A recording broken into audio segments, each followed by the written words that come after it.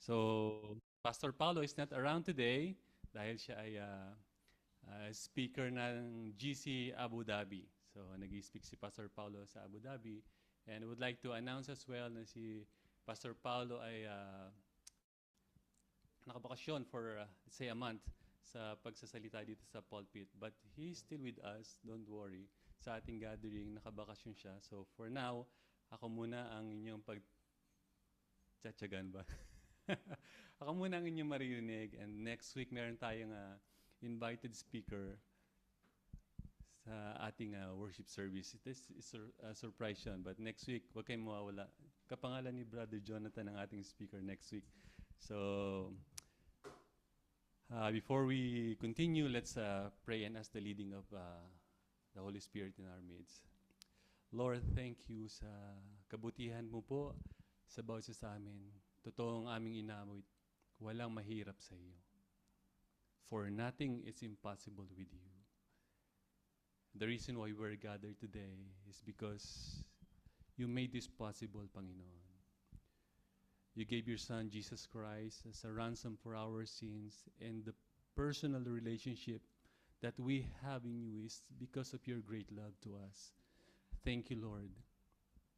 Kaya kami makakasamba, kaya kami makakalapit dahil ikaw po yung gumawa ng paraan. Because nothing is impossible with you. We would like to ask for your guidance in leading your Holy Spirit upon us.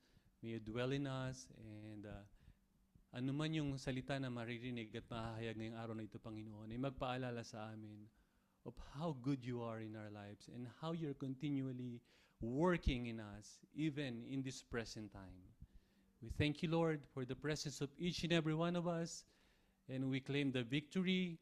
We denounce yung mga distractions, and we claim na ang message mo na mahahayag ngayong araw na ito ay magtuturo sa amin at magpapalalim sa amin paniniwala at maggagabay sa aming paglakad sa aming pong pamumuhay Kristiyano.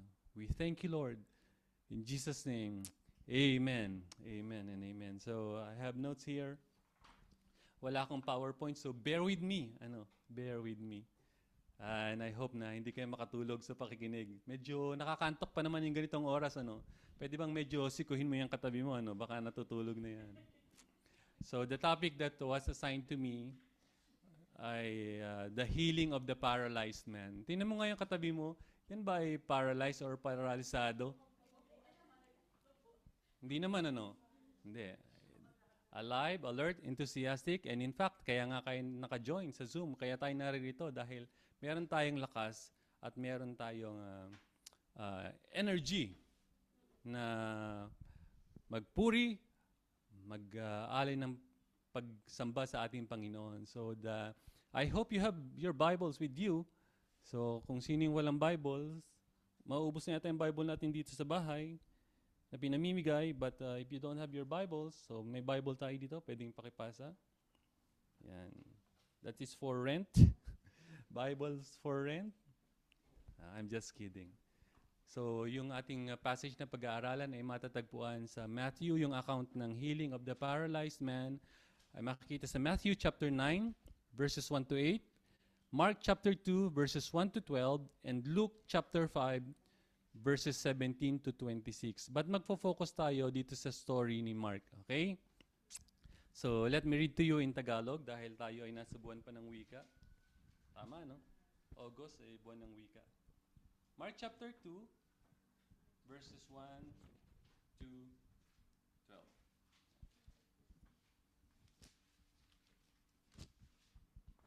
If you have your cell phones, you can open your cell phones sa Mark chapter 2, verses 1 to 12. Or Marcos, Kapitulo 2, mga talatang 1 hanggang 12. Sabi dito, at muli ay pumasok siya sa Capernaum, pagkatapos ng ilang araw at ito ay naibalita na siya ay nasa bahay. So tinutukoy dito ang Panginoong Jesus. At pagdaka ay sama-samang nagkatipon ng marami, kaya wala ng lugar upang magkasya sila. Wala, kahit na sa may pintuan at ipinapangaral niya ang salita sa kanila. At sila'y lumapit sa kanya. may dalang isang may sakit na paralysis na binuhat ng 4.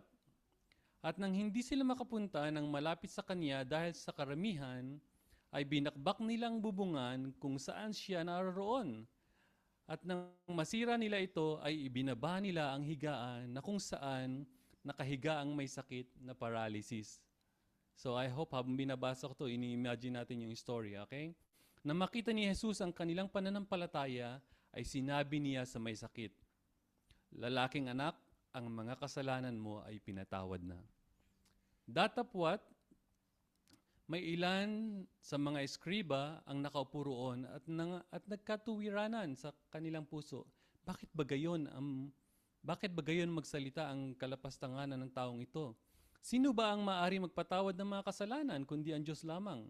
At pagdaka ng mahiwatigan ni Jesus ang kanilang espiritu, na sila ay ganung magkatuwiran sa kanilang mga sarili, ay sinabi niya sa kanila, "Bakit ba nangangatuwiran kayo ng mga bagay na ito sa inyong mga puso?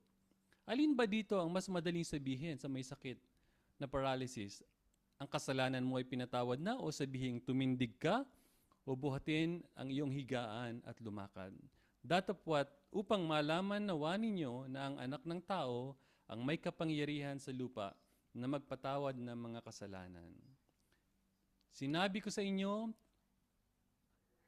tumindig ka at buhatin ang inyong higaan at humayo ka sa iyong daan tungo sa bahay mo. At pagdaka, last verse 12, at pagdaka siya ay tumindig at binuhat ang higaan at tumayo sa harap nilang lahat.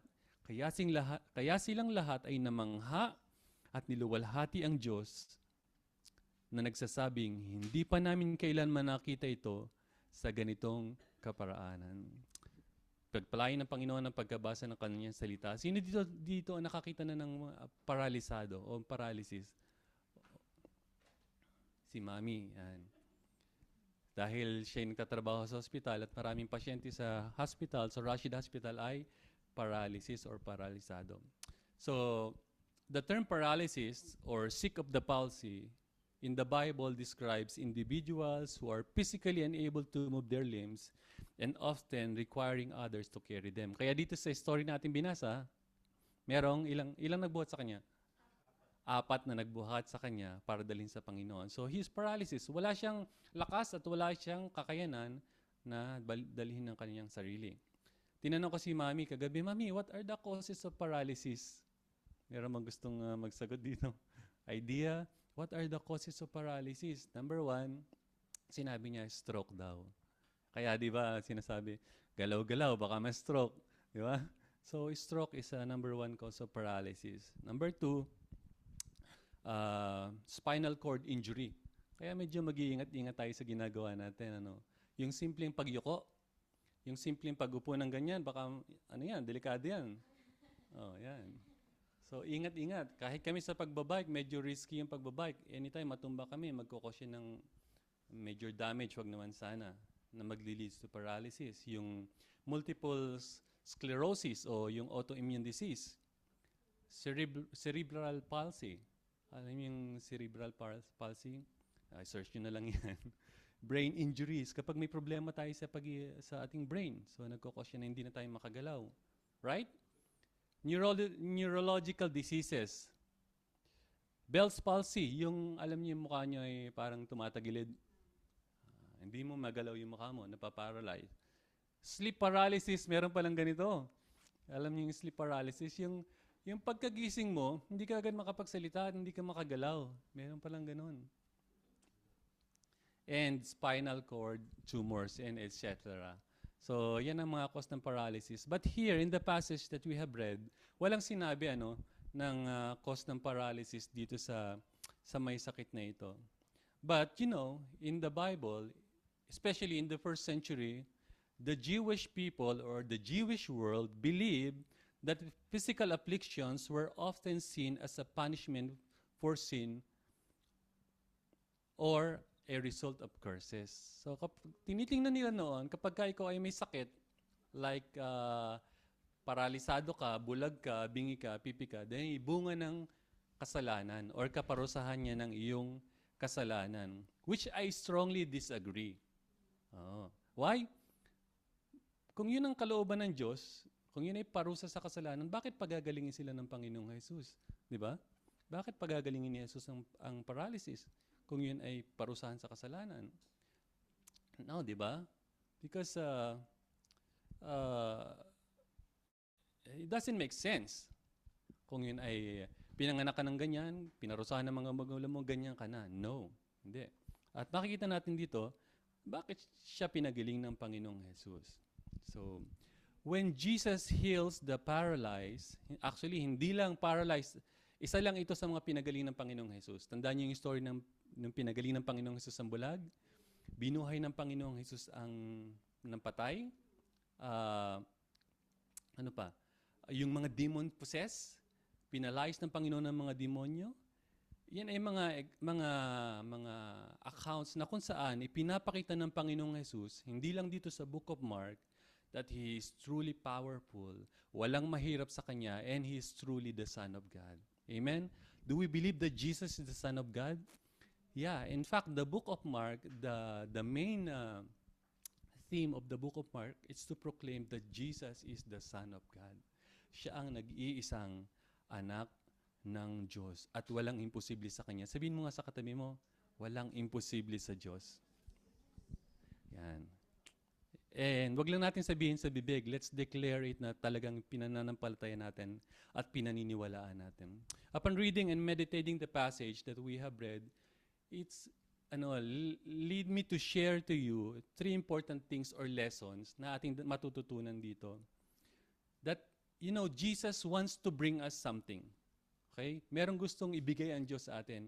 Meron siyang gustong sabihin sa atin at ano yung dapat naging tugon natin at ano yung dapat naging response natin sa ating Panginoong Jesus.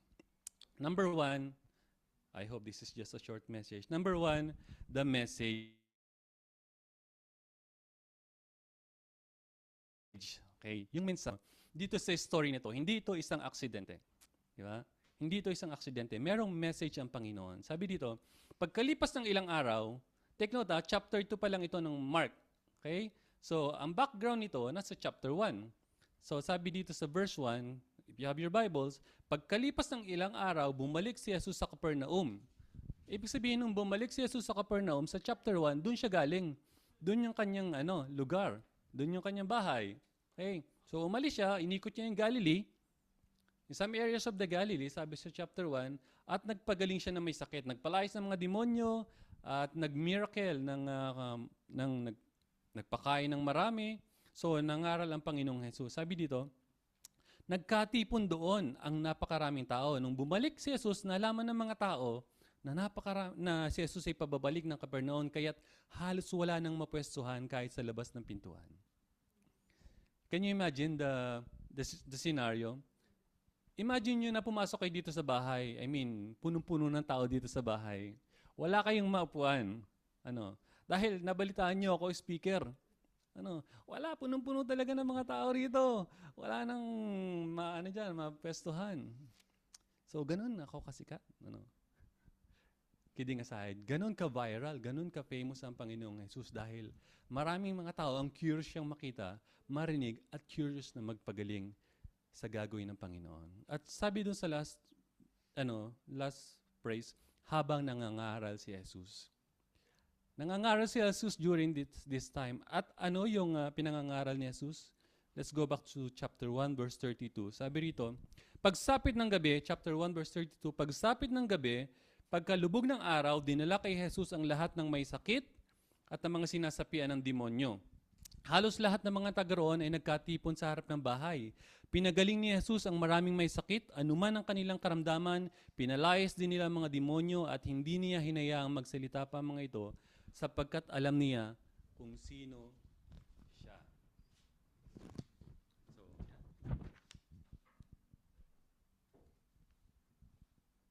may dumating na 4, nasaan ito? Yan.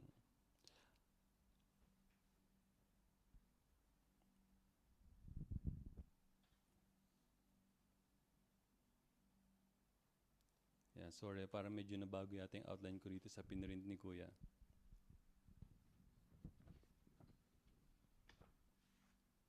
Ayan, sa verse 45 naman, Ngunit pagkaalis ng lalaki sa kanya, ay kanyang pinamalita ang nangyari sa kanya dahil dito hindi na nakapasok ng bayan pa si Jesus. Nanatili na lamang siya sa mga hindi mataong lugar, subalit pinupuntahan pa rin siya ng mga tao mula sa iba't ibang lugar. Yan. So, sobrang sikat na ni Jesus. Kaya pinipili na lang niya na dito sa mga low profile na lugar at konti mga tao siya pumunta. Nabalitaan ko si Boss Jones nung umuwi sa Pilipinas. Laging maraming tao sa kanilang lugar. At talagang sikat na sikat yan eh. Nasa airport pa lang, dinudumog na ng mga sasalubong sa kanya. Bas-bas ang mga maniningil. Bas-bas ang mga nandon. Para makita si Jones. At totoo yan. Makakapag-testify tayong lahat na talagang maraming tao pumupunta sa bahay ni na Jones dahil marami itong pasalubong pag nauwi. So, sa mga nasa Pilipinas po dyan, alam niyo na, may pasalubong kayo kay Boss Jones. Dito sa story natin, maraming mga tao naghihintay kay Jesus dahil sa kapangyarihan niya na magpagaling ng may sakit at namamangha ang mga tao sa kanya sapagkat nagtuturo siya ng may kapangyarihan. Hindi tulad ng mga Pariseo sa verse 22 ng chapter 1 na nagtuturo pero walang kapangyarihan. Na-compare ng mga taong nakikinig at nanonood sa kanya.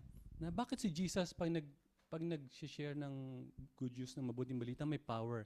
Itong mga Pariseo at Saduseo walang power. Kaya galit ang mga Pariseo at Saduseo sa Panginoong Hesus at gusto niyang pasinungalingan ang ginagawa ni Jesus. Sa verse 1, verse 38, sabi ng Panginoong Hesus, dito natin makikita ano ba yung tinuturo ng Panginoong Hesus.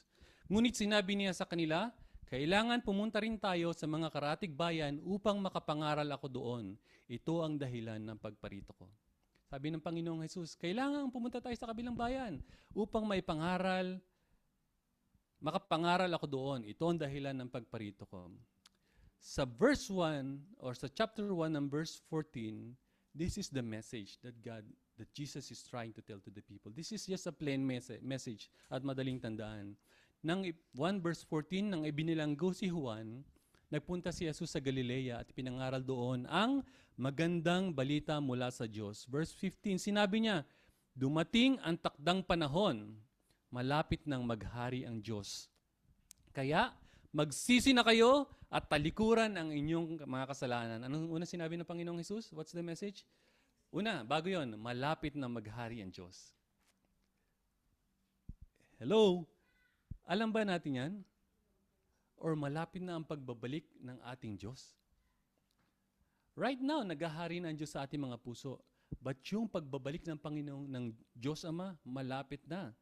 Ang sabi ng Panginoong Hesus sa susunod, malapit na maghari ang Diyos, kaya't magsisi na kayo at talikuran ang inyong mga kasalanan.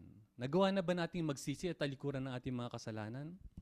Ito yung mga salita na utos at paalala ng Panginoong Hesus. And number 3, paniwalaan ninyo ang magandang balita. Naniniwala ba tayo sa magandang balita o mabuting balita na pinagkakaloob ng Panginoong Hesus? In fact, Jesus Himself is the good news.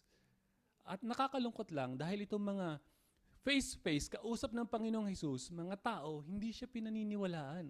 Iba ang tingin sa Kanya. At may mga nagsasabi pa nga na siya ay mula sa demonyo. Wow. Wow. Nakakalungkot tingnan. Maraming mga kadahilanan, maraming mga excuses, lalong-lalo na sa mga tagapagturo ng kautusan dito, kaya hindi nila kinikilala si Jesus na anak ng Diyos at tagapagligtas. Hindi ko alam kung na-share ko na sa inyo ito, nabanggit ko na sa inyo, but gusto kong i-share sa ating kalagitnaan at maging sa mga kapatid natin po sa online. Last consecutive 3 Saturdays, meron tayong 3 kapatiran na nagsuko ng kanilang buhay sa Panginoon. Tinanggap nila ang Panginoong Jesus bilang Panginoon at Diyos ng kanilang buhay, nagsisi sila sa kanilang kasalanan, at ngayon, lagi natin silang nakakasama sa gawain na ito. Si Alita, si Cindy, at si Ann. Praise the Lord. Gusto kong sabihin sa inyo, nasa sa inyo ang kaharian ng Diyos. Sa bawat isa sa atin na naririto, nasa sa online, nasa atin ang kaharian ng Diyos. Naghahari ang Diyos sa ating mga buhay. And praise the Lord dahil yung mensahe ng Panginoong Jesus ay ating tinanggap at atin itong isinasabuhay. And let us bear in mind that this message has authority and it has power. Okay? Hindi lang ako nagsasalita nito. Hindi ko ito mensahe. Hindi ko ito mensahe. Ito ay salita ng Panginoon na ipinagkakaloob sa atin. Amen? And the choice is ours.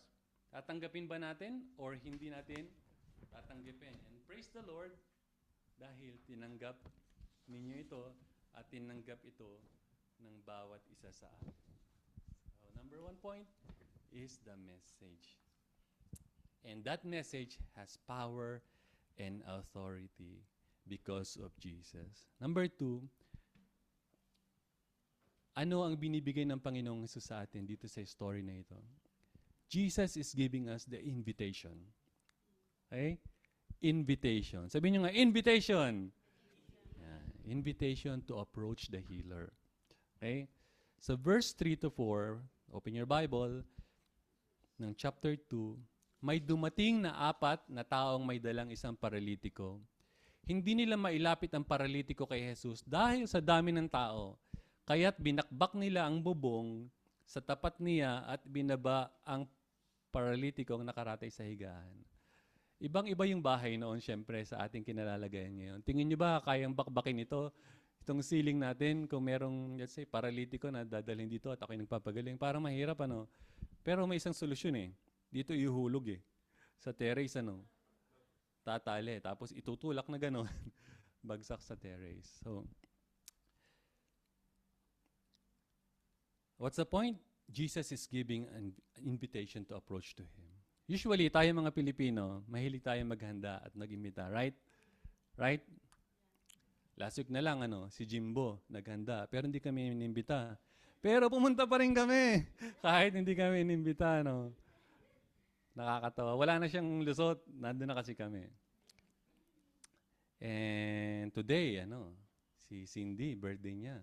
At meron siyang pahanda sa atin na puto and spaghetti. Sayang, yung mga nasa online, hindi po kayo makakapunta rito. Pero sesendan na lang namin kayo ng pictures, ng mga pagkain natin. So, today, happy birthday, Cindy, and we're glad to celebrate with you. Here, sa story na to, wala namang handa ang Panginoong Jesus, walang pagkain. Nakatayo lang siya at ang mga tao ay napakarami at gusto siyang makita. Why? Because people are desperate to see Jesus. Are we desperate today to see Jesus? We cannot see Him physically, di ba? But we can hear. We can hear Him, the Spirit talking to us while reading and studying His Word. Di ba? I hope, kahit wala tayong kainan na nagaganap dito sa church, sa GC, pupunta pa rin tayo. Amen? Pahina. Amen. Para si Joms kanina, nang nakita yung pritong isda lang, parang ayaw nang pumasok eh. Sorry Joms, lagi tayong nagagamit. Medyo malapit kasi ito sa akin si Joms kaya ito lagi ko nagagamit eh. But, I hope, kahit walang pagkain, walang puto, walang spaghetti, ang pinupunta natin dito sa gawain ng Panginoon, sa church ay ang Panginoong Jesus. Amen. We are excited to hear God, to worship God, and of course, to have fellowship with fellow believers. Amen. But of course, gusto din naman natin na mabusog tayo spiritually at mabusog din ang ating church, ang ating tiyan sa pagdalo sa gawain ng Panginoon. May tayong kasabihan na hindi mahulugang karayom. Di ba? Ito yung scenario na to. Sino dito yung naka-experience na sa metro na hindi makagalaw? Yung lagi nagko-commute. Si Eileen, kami ni Eunice, hindi namin na-experience to eh. Tsaka ni Papa Burr. So may mga car transport. Hindi. Yung mga nagko-commute, kayo mga taga-Lulu, madalang yung ma-experience yan. But yung everyday, si Rem, naririto, makakapag-testify siya na ang hirap. Ang hirap ng sitwasyon. Yung amoy, titiisin mo. Kung ikaw ay nagugutom, gutom. Kung ikaw ay pagod, hindi ka naman makatulog. Talagang mahirap yung situation. I do believe, ito mga tao rito, uncomfortable yung kanilang situation. Di ba? But they were there because they want to hear and see Jesus. The whole population of Capernaum during the study is like 1,000 to 1,500. Yun yung buong Capernaum. But hindi binention kung ilan yung population that time during sa bahay na kinilalagyan ng Panginoong Jesus. But the thing is, kahit mahirap, kahit na masikip, they were there because Jesus was there. Ano?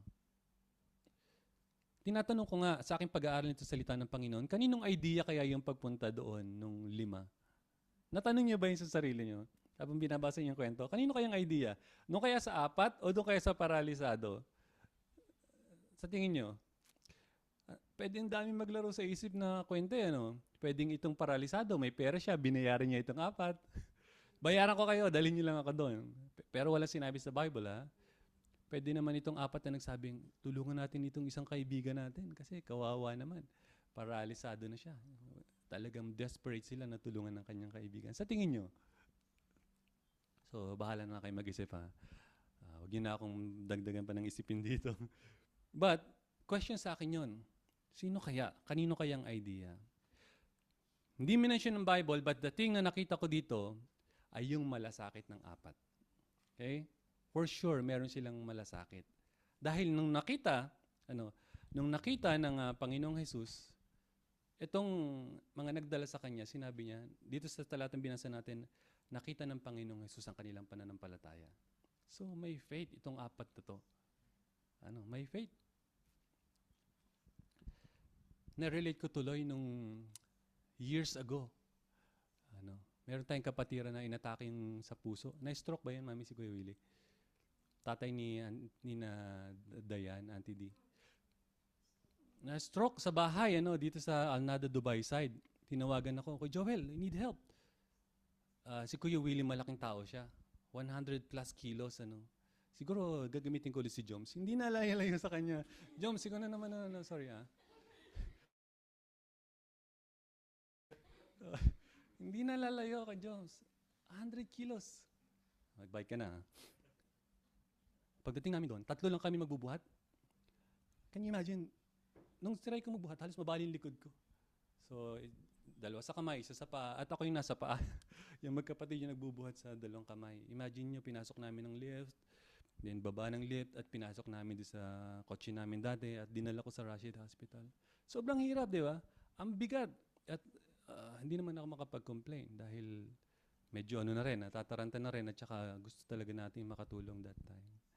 But praise the Lord, nadala siya sa hospital at na-recover. Buti na lang, sabi sa hospital, nadala niya agad at naturokan agad nung pampalabnaw ba ng dugo yun, Mami.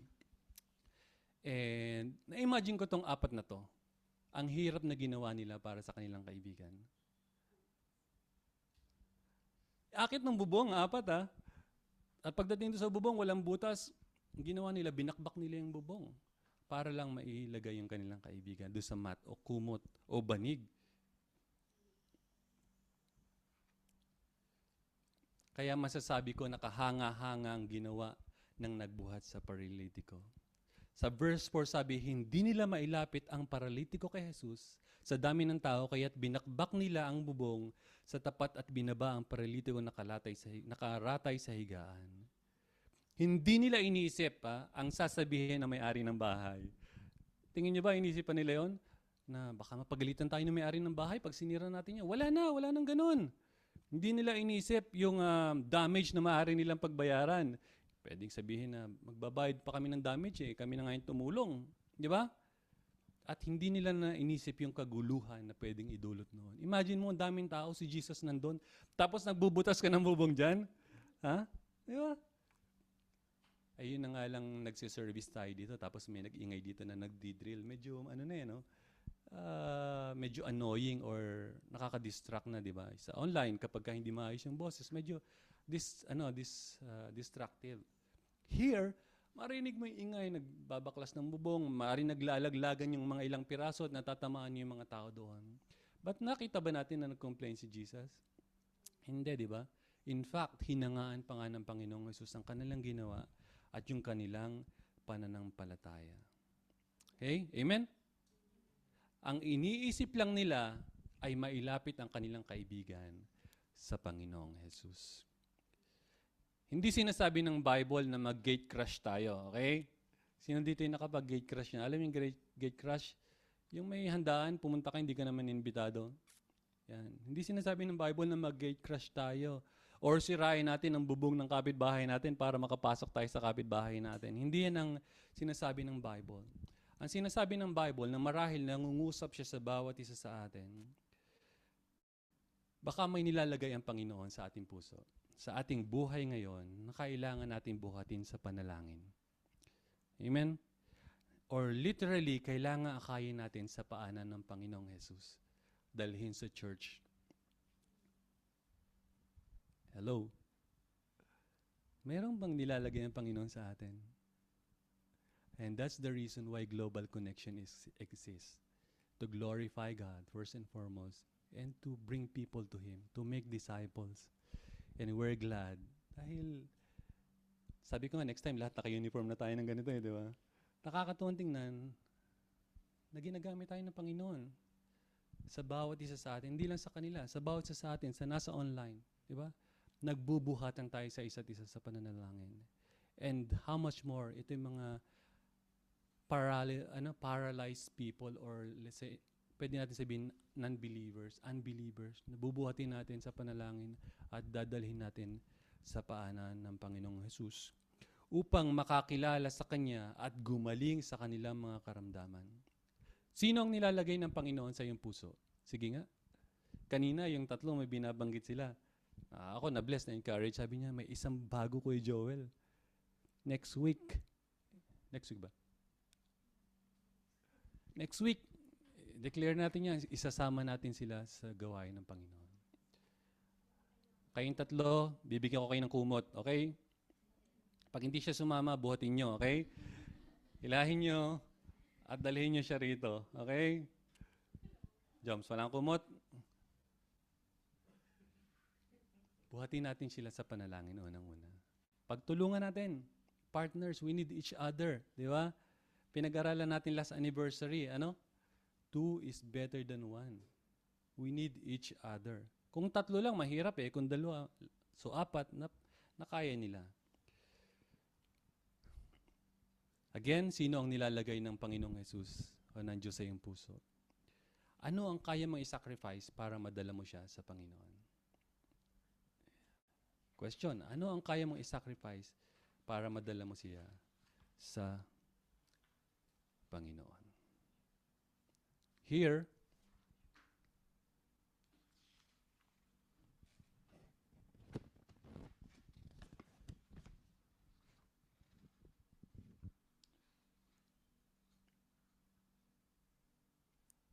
so what's the second point?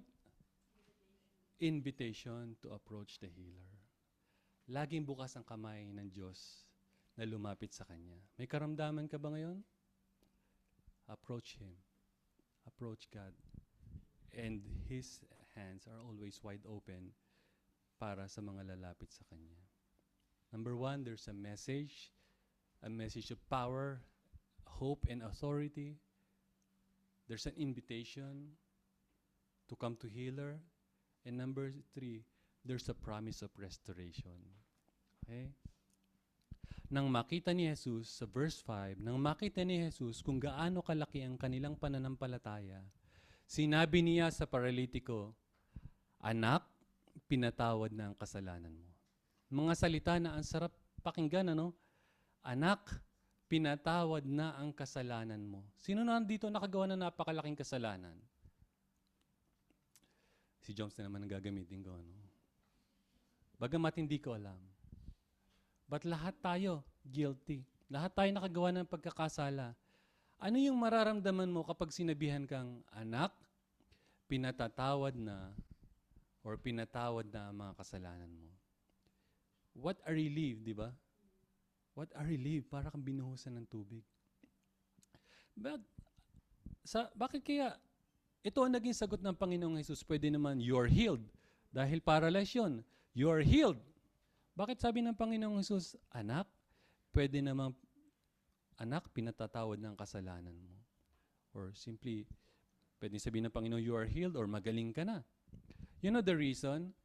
Because Jesus wants for the people to understand, especially the Pharisees and the Sadducees that were present during that time, na si Jesus ang anak ng Diyos. Kung mababasa natin yung mga sumusunod na talata, sinasabi, nag-uusap itong mga Pariseo, di ba Diyos lang ang makapagpapatawad ng kasalanan? Diyos lang. Indirectly, sinasabi ng Panginoong Jesus ito, o sinabi ng Panginoong Jesus na, anak, pinatatawad ng kasalanan mo. Dahil gusto niya sabihin na siya ay anak ng Diyos. I can forgive your sins. Yun ang gustong lesson and truths na sabihin ng Panginoong Jesus na hindi naman kayang tanggapin ng mga Pariseyong ito. At gusto niya sabihin, I can forgive your sins because I am the Son of God. Okay? Sa verse 6 ng chapter 1, sabi dito,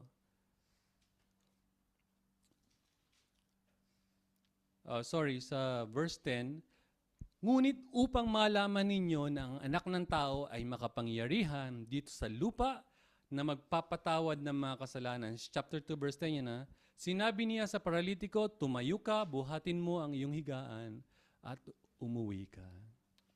Kung kayo yung paralitiko na sinabihan ng Panginoong Jesus, tumayo ka, bumangon ka, at dali mo yung higaan, madali ba yung gawin? At first, hindi yung madali, di ba? Para may pagdududa ka kasi ang tagal mong paralyzed Since birth or how many years? Meron ngang story sa chapter 5 ng John na 30 years ng paralyzed yung isang tao doon. Na alam niyo yung story? Doon sa Pool of Bethesda, Pool of sa may Gate of Ship doon na yung gumagalaw yung tubig once a year, na pag gumalaw yung tubig, una-unahan sila. Kung sino una makalusong doon sa tubig, siya yung gagaling. Eh dahil paralysis siya, hindi siya makagalaw yung taong na yon. Kaya naunahan siya lagi. But here,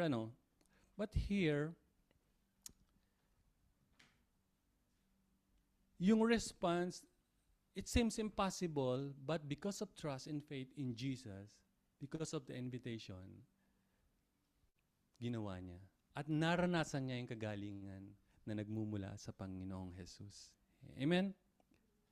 The Word of God is also telling us to come to Jesus even in sickness, and He's waiting to those who come to Him in faith. Hebrews chapter 11 verse 6, you can open your Bible. Sabi dito, Hebrews 11 verse 6, and without faith, it's impossible to please God. For whoever would draw near to God must believe that He exists and that He rewards those who seek Him. Without faith, it's impossible. Do you have faith? Do we have faith here? Brethren?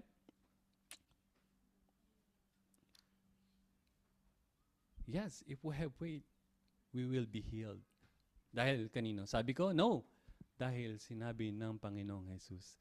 Anak, pwede mo bang i-pin si Tita Rem? Tita Rem, natanggap mo ba yung message ko? Yan, I want you to listen. Let's listen sa testimony ng kapatid na ito. Because God restored him or her physically, and she experienced the miraculous works from God. And I want you to hear her testimony sa ginawa ng Panginoon sa kanya. Rem, please.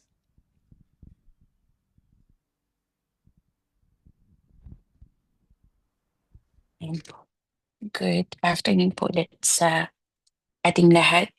Actually, nabasa ko nga lang po ngayon yung message. Pero, yun nga po, sa mga hindi pa po nakakalam nung story na pinagdaanan ko, and God healed me, same as our topic today.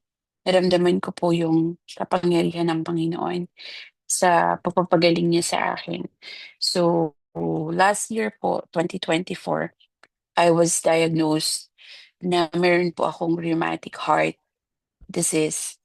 So, hindi ko po alam na meron po pala ako noon. And as per study po is just the background, yung rheumatic heart po, hindi po siya namamana, hindi po siya um, lifestyle. So, ang cause po niyon is during bata ka. So, it starts with a strep throat or yung tinatawag po natin na tonsillitis. And yung infection po nun, so in between daw po yun ng 8 years old to 16 years old. So it's an infection po na it's not treated properly. Yung, di ba po, pag bata tayo, pag medyo makatilang lalamunan or tonsillitis, parang okay lang po sa atin.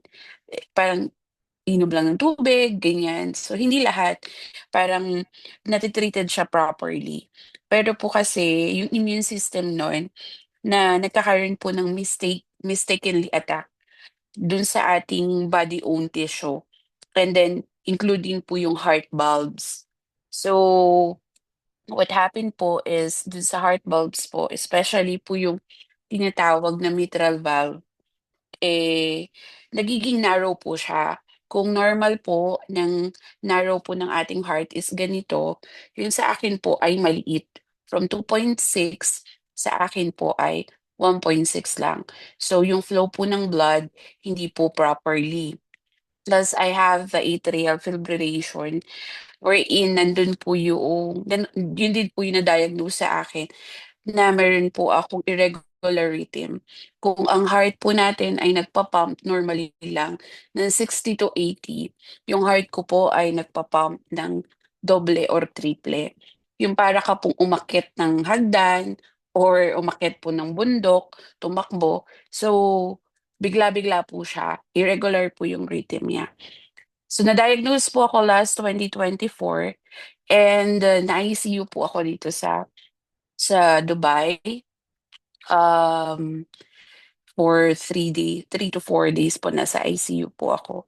And, dun po talaga is the question is parang, anong nangyari? Parang siyempre mapapatanong tayo. But, all throughout the process, imagine po every month I have to attend doctor's appointment. Meron pong blood test para po ma-check na malabnaw po ang aking dugo. So meron din po akong tini na blood thinner na pampalabnaw po ng dugo ko kasi po dahil maliit po yung mitral valve ko, so anytime it will cause stroke dahil din sa irregular pump ng aking heart. Yun po yung magiging effect po nun, yung stroke. So, kaya po monitored po yung every month na kailangan ko po bumalik para ma-check po yung INR ko kung gaano po kalabnaw po yung dugo ko. And, until, supposedly po last year, June po yun na-diagnose ako. Supposedly po July, uwi po ako ng Pinas. Hindi po ako inallow na umuwi ng doktor.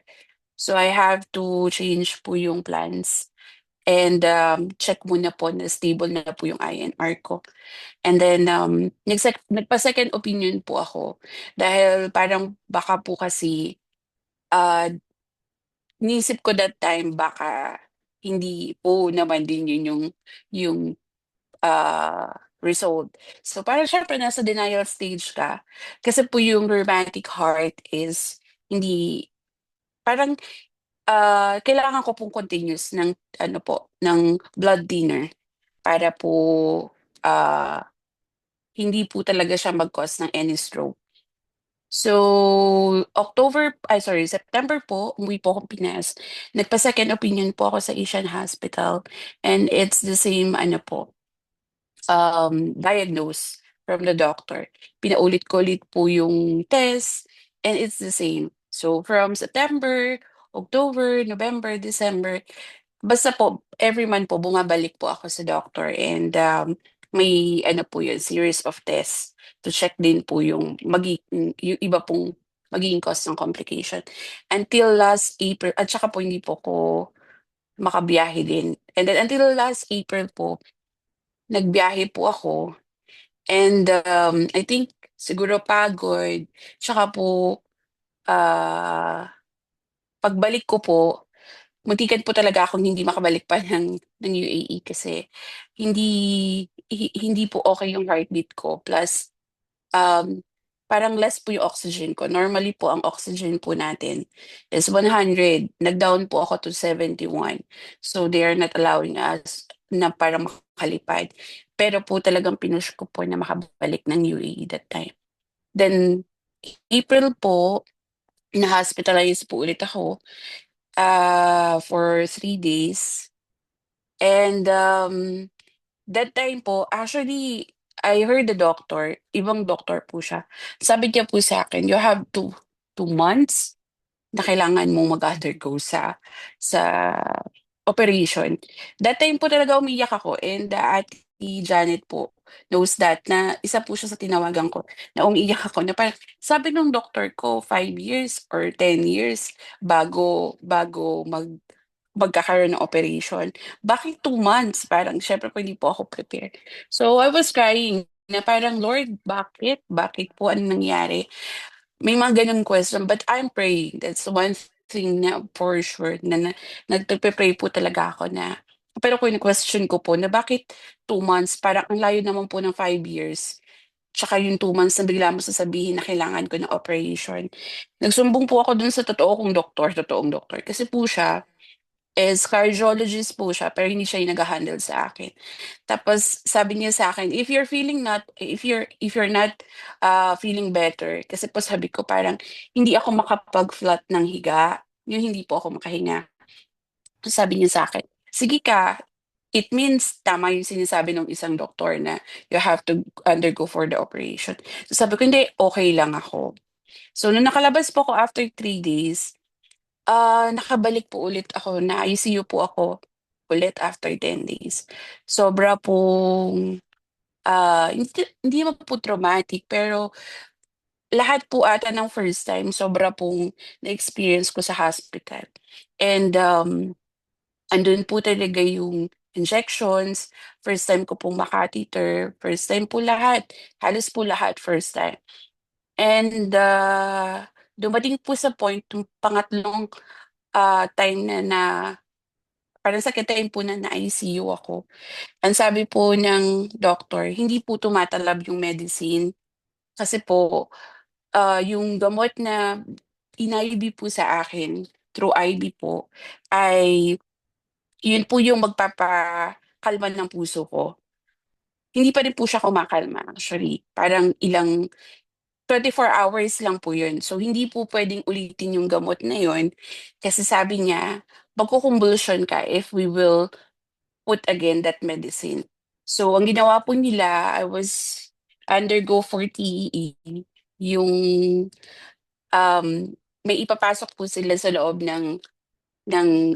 through mouth po, and iche-check po nila, and then, yung electric shock po. So I always heard the electric shock, kahit lahat po tayo sa any movie na napapanood natin na kapag in-electric shock, yun po yung patay na.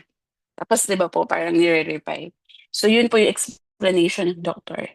Nung narinig ko po yun, hindi ko po talaga maintindihan kung paano siya gagawin. It's a good thing po, I always ask si Ate Janet at saka po yung kapatid ko para po ma-explain sa'kin kung ano po yung gagawin. And, sinabi po ng doktor nung pinrasas po yung TE ko, I have a blood clot. So that time po, kaya po pala hindi ume-effect din yung gamot kasi nga po may blood clot po na nakabara dun sa pinaka-valve. So, hindi po sila puwedeng mag-continue to electric shock kasi po kapag in-electric shock nila yun, puwede pong yung blood clot na yun ay pumunta kung saan. Actually po yung parang blood clot is siguro po mga ganito kalaki siya, malaki rin po pala. And then, pinakita po kasi sa'kin ng doktor yun. So sabi niya sa'kin, "We will prepare for your next TEE and, cardioversion after 4 to 8 weeks." So 2 months po nag-antay ako from April, May, then June. So June po, dumating po ang June, basta po every month po continuous lang yung hospital visit ko po. And, pagdating po ng June, prepare naman po ako na mag-undergo ng TEE. But then, nag-e-effect naman din po yung gamot na binigay sa'kin ng cardio ko. But then po meron pa rin po nakita, pero po yung from here, siguro po ganito po yung kalaki niya, naging sobrang liit na lang po yung blood clot. So sabi niya sa akin po nung June is let's do it after another 4 to 8 weeks. And then last first week of August po, bumalik po ako to ask naman po kung ano po yung next step namin. And dun ko po narinig, dun ko po naranasan.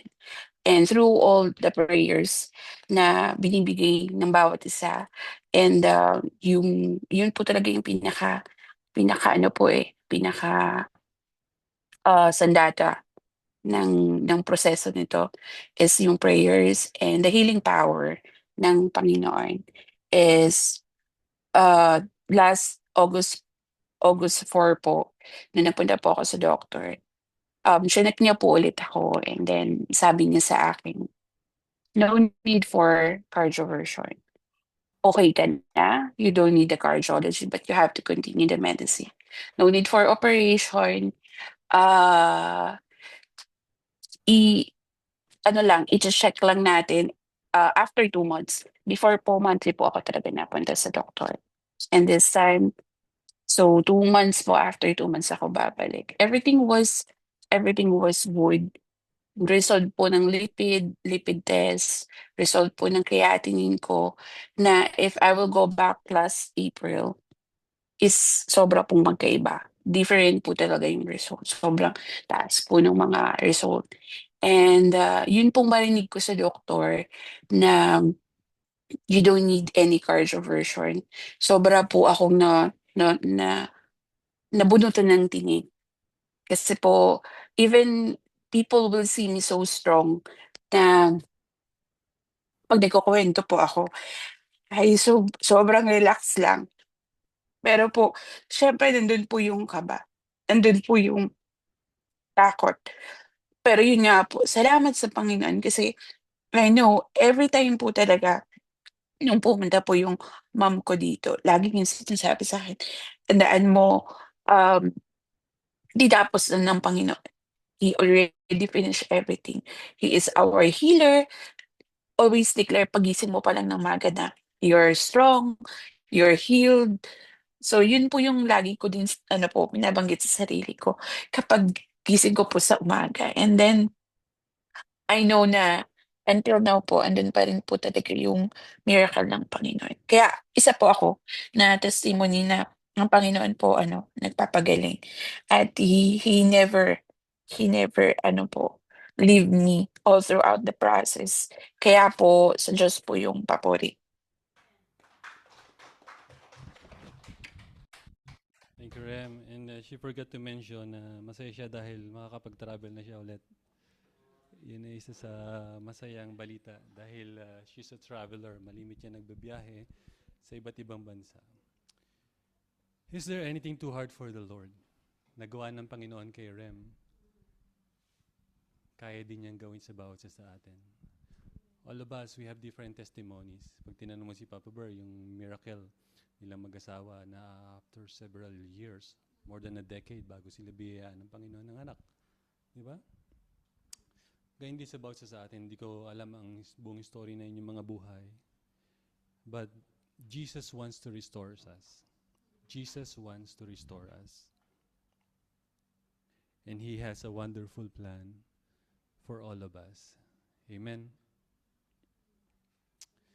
My question to you today, siguro bago tayo magtapos, bago natin uling uwitin yung powerful declaration ng awit na walang mahirap sa Diyos. Are you sick right now physically? Meron ba kayong sakit? Meron ba kayong nararamdaman? Even sakit ng ulo? Jesus can heal you. Maybe we are not literal paralyzed. Sa mga nasa online, yan, si Ruth galing yan sa operation. And praise the Lord, God is continually healing her. Or maybe we are not literal paralyzed, but somehow, meron tayong sakit na minsan, hindi tayo makagalaw kasi doon tayo nagdidwell, di ba? Let me give you example. Sakit sa bulsa. Di ba? Pagka walang laman yung bulsa natin, nakaka-paralyze. Di ba? Hindi ka makagalaw. Na parang minsan gusto mo nang wakasan ng buhay. Wag naman. Ano.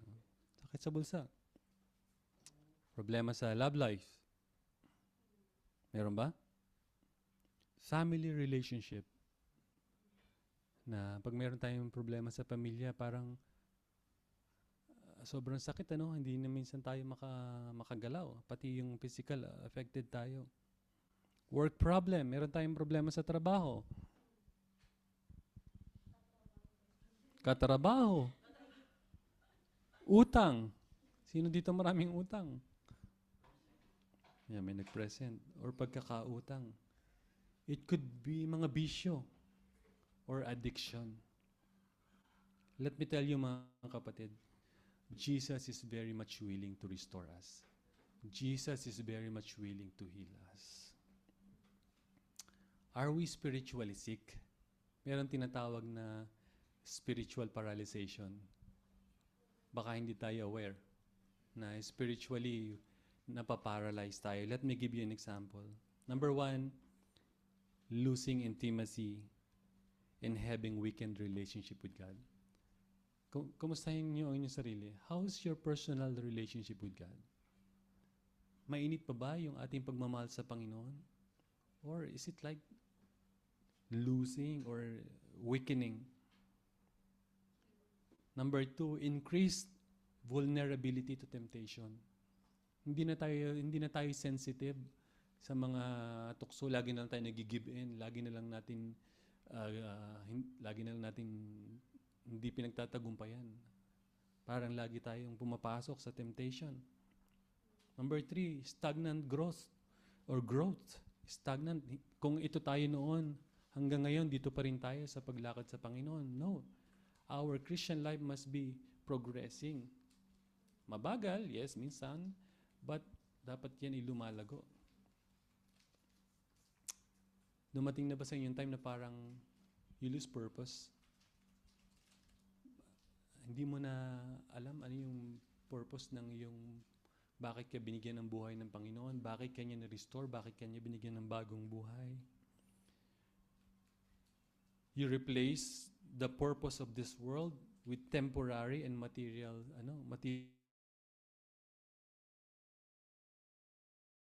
pursuits. Ano yung pinupursue mo sa buhay? God or holiness with God or yung mga material na bagay? Hello? We're here in UAE. Gusto ba natin na yumaman lang dito sa UAE? That's not bad, but I believe that is not our primary purpose. Amen? Our primary, first foremost, to love God and to pursue holiness. Not the material things that here on earth, dahil alam natin, hindi natin yung madadala pag namatay tayo. Hardened heart. Kumusta ang iyong puso? Matigas na ba yan? Or yan yung puso na handang magpatawad?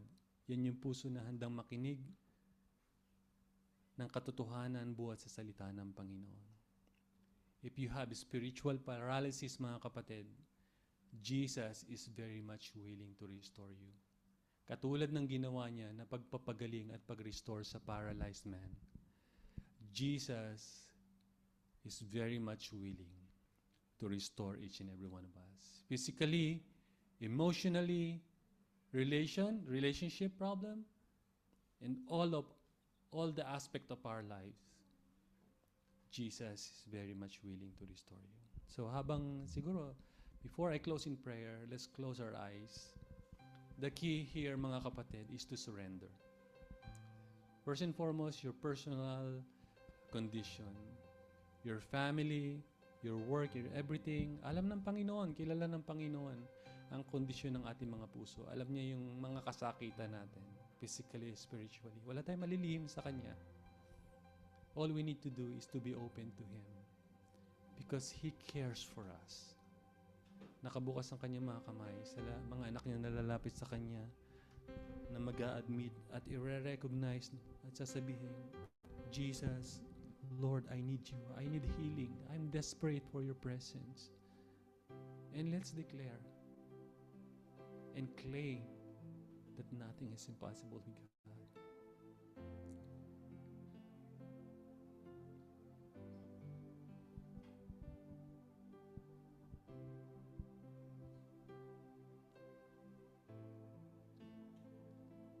Oh, Heavenly Father, thank you, Lord.